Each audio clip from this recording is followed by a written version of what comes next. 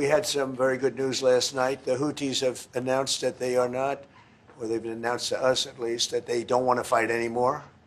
They just don't want to fight. And we will honor that. And we will stop the bombings.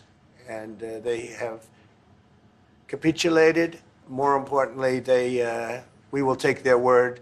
They say they will not be blowing up ships anymore. And that's what the purpose of what we were doing. So that's just news. We just found out about that.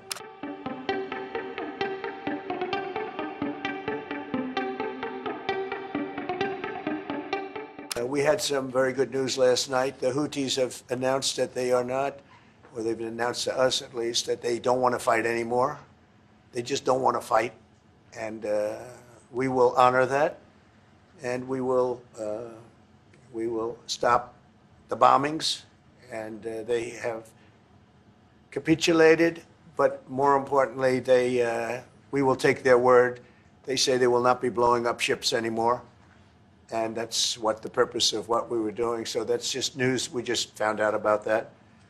So I think that's very, very positive. They were knocking out a lot of ships going, as you know, sailing beautifully down the various seas.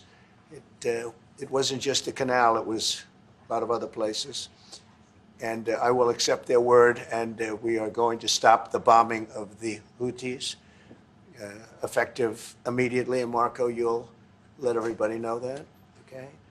Do you have something to say about that, by the way? It's a pretty big announcement. Yeah, this was always a freedom of navigation mission. These guys, these are a band of individuals with advanced weaponry that were threatening global shipping.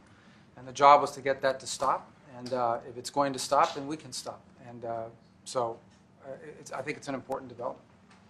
And we'll have maybe before, we're going to, as you know, the Middle East, Saudi Arabia. We're going to UAE and Qatar. And that'll be, I guess, Monday night. Some of you are coming with us. I think before then, we're going to have a very, very big announcement to make, like as big as it gets. And I won't tell you on what. But it's going to, and it's very positive. I'd tell you if it was negative or positive. I can't keep that out. It is really, really positive. And that announcement will be made either Thursday or Friday or Monday before we leave. But it'll be one of the most important announcements that have been made in many years about a certain subject, very important subject. So you'll all be here. Mark, would you like to say a few words? Well, thank you, Mr. President. I'm on the edge of my seat, actually, for the big announcement. But thank you for your hospitality and above all, for your leadership. You're a transformational president, focus on the economy with a relentless focus on the American worker, securing your borders, ending the scourge of fentanyl and other opioids, and securing the world. And I've been elected with my colleagues here.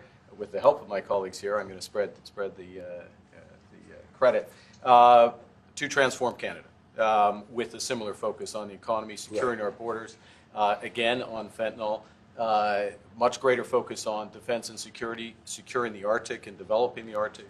And the history of Canada and the U.S. is we're stronger when we work together, and there's many opportunities to work together. And I look forward to addressing some of those issues that we have, but also finding those areas of mutual cooperation so we can move forward. That's great. Very nice. Thank you very much. It's a very nice statement. Mr. President, Anybody? Is USMCA dead? No, it was actually very effective, and it's still very effective, but people have to follow it. So, that's been a problem. People haven't followed it. But it was a transitional step a little bit. And as you know, it terminates fairly shortly. It gets renegotiated very shortly. But I thought it was a very positive step from NAFTA. NAFTA was the worst trade deal in the history of our country, probably in the history of the world. And this was a transitional deal, and we'll see what happens. We're going to be starting to possibly renegotiate that if it's even necessary. I don't know that it's necessary anymore, but it served a very good purpose. And the biggest purpose it served is we got rid of NAFTA. NAFTA was a very unfair deal for the United States, very, very terrible deal. It should have never been made. It was made many years ago, but it should have never been made. Yeah. and the United States. Would you like to see your first trade deal be with Canada, our neighbors in the world? I would love that. Look, I have a lot of respect for this man, and I watched him come up in a sense through the ranks when he wasn't given much of a chance, and he ran a really great campaign. He did a really great debate. I think that debate was very helpful.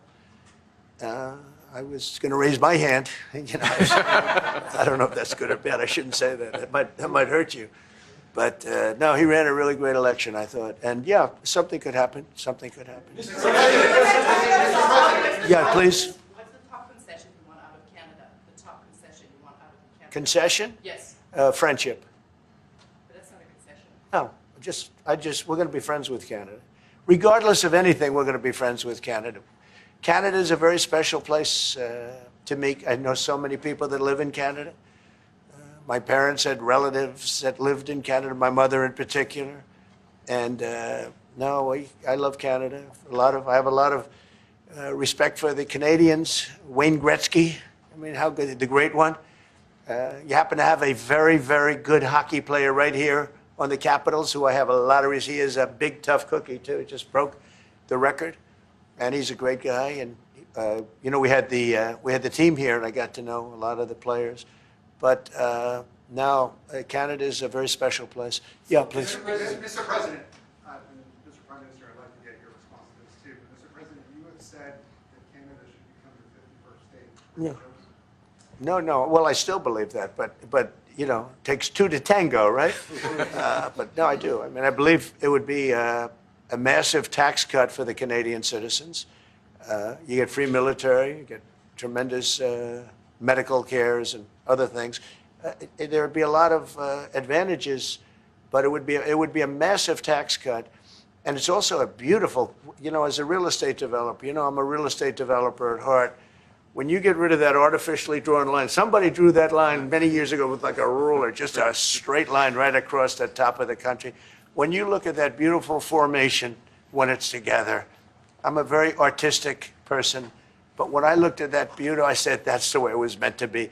But you know, I do feel it's much better for Canada, but we're not going to be discussing that unless somebody wants to discuss it.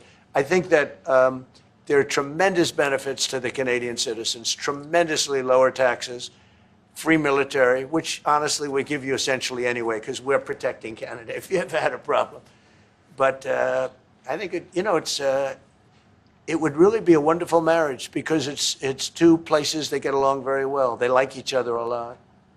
Well, if I may, as you know from real estate, there are some places that are never for sale. That's true. We're sitting in one right now, you know, Buckingham Palace that you visited as well. That's true. And having met with the owners of Canada over the course of the campaign last several months, it's not for sale, won't be for sale ever. But the opportunity is in the partnership and what we can build together. And we have done that in the past. And part of that, as the President just said, is with respect to our own security.